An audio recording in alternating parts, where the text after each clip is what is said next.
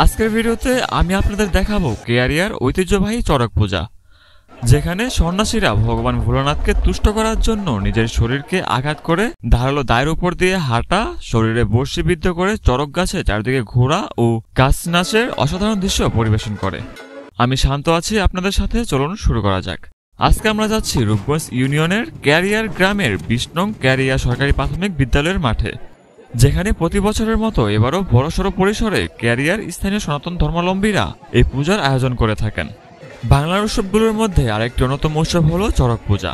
এই চড়ক পূজা পালিত হয় চৈত্র সংক্রান্তির দিন, তবে এখানে এই উৎসব পালিত হয় বৈশাখ মাসের শেষ দিন। কয়েকদিন আগে থেকে চলে এই চড়ক পূজার উৎসব। গাজন উৎসবের একদম শেষে আসে এই চড়ক পূজা। প্রাচীন কাহিনী অনুসারে দ্বারকা রাজা শ্রীকৃষ্ণের সঙ্গে ভগবান শিবের একনিষ্ঠ ভক্ত বান রাজার যুদ্ধ হয়েছিল। এই যুদ্ধে ভোলানাথের কৃপা পেয়ে অমরত্ব লাভের জন্য বান রাজা নিজের শরীরের রক্ত দিয়ে মহাদেবকে তুষ্ট করেছিলেন এবং ভক্তিমূলক নাচ গান করেছিলেন ভোলানাথের উদ্দেশ্যে। এই সময় থেকেই মূলত চড়ক পূজার শুরু। এই পূজার প্রধান আকর্ষণ হচ্ছে কাছ নাচ আর শরীরে তীক্ষ্ণ বান বিদ্ধ করে চড়ক গাছে ঝুলে চারদিকে ঘোরা, যা দেখতে বহু দূর দূরান্ত থেকে ধর্মবর্ণ নির্বিশেষে এই মেলায় মানুষের ঢল নামে।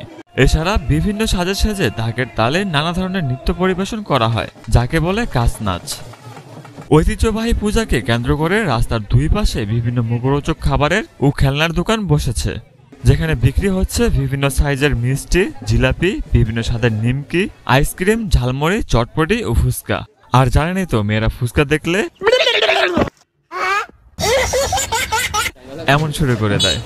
এছাড়াও অল্প সংখ্যক দোকান বসেছে মেয়েদের কসমেটিক ও বাচ্চাদের খেলনা বিক্রি করতে। অন্য পাশে কাকা দেখলাম চিল্লায় বলতেছে আমার ভিতি ছোট। পরে তাকায় দেখি কাকায় লিচু বিক্রি করছে। এখন আসি মূল ভিডিওতে। স্কুল মাঠটাকে মূলত দুই ভাগে ভাগ করেছে, এক পাশে কাছ নাচ আর অন্য পাশে চড়ক পূজা। কয়েকজন মিলে বাহারি সাজে সেজে ঢাকের তালে তালে নাচছে, যাকে বলা হয় কাছ নাচ। আর এটা হচ্ছে চড়ক গাছ। এখানে সন্ন্যাসীরা বিভিন্ন মন্ত্র পড়ার পর শরীরে ছুরি বা কাটার আঘাত করে। কয়েকজনকে দেখলাম ধারালো দায়ের উপর দাঁড়িয়ে চড়ক গাছের চারপাশে ঘুরছে, কিন্তু অবাক হলাম তাদের পায়ে একটুও ক্ষত হচ্ছে না। এরপর শুরু হয় চড়ক পূজা। দুইজন সন্ন্যাসীর পিঠের মধ্যেই তীক্ষ্ণ বর্ষি গেঁথে চড়ক গাছের রশির সাথে বেঁধে ঘোরানো হয়।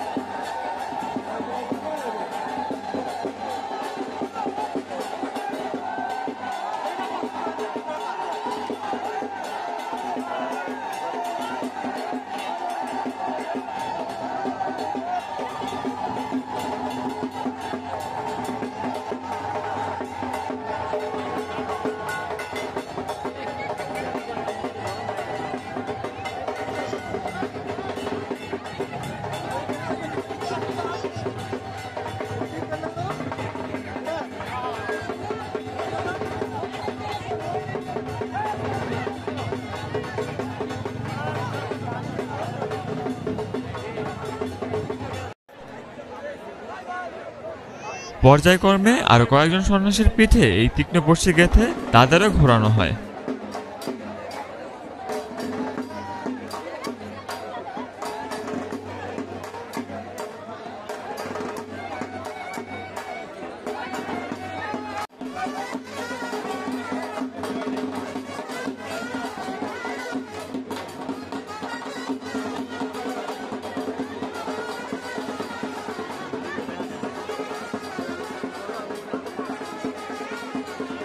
চড়ক ঘোরানো শেষ হতে হতে চারদিকে সন্ধ্যা নেমে আসে, তাই এখন সবার বাড়ি যাওয়ার পালা। কিন্তু অতিরিক্ত মানুষ হওয়ার ফলে পর্যাপ্ত গাড়ি নেই। শুধুমাত্র যারা গাড়ি রিজার্ভ নিয়ে এসেছে তাদের জন্যই গাড়ি আছে। আর এই গাড়ি সংকটের জন্যই বাধ্য হয়ে 1 কিলোমিটার জায়গা হেঁটে পরে গাড়িতে উঠতে হয়েছে। আর বাড়ি আসার পথে কালবৈশাখী ঝড়ের কবলে ভিজা বিড়াল হতে হয়েছে।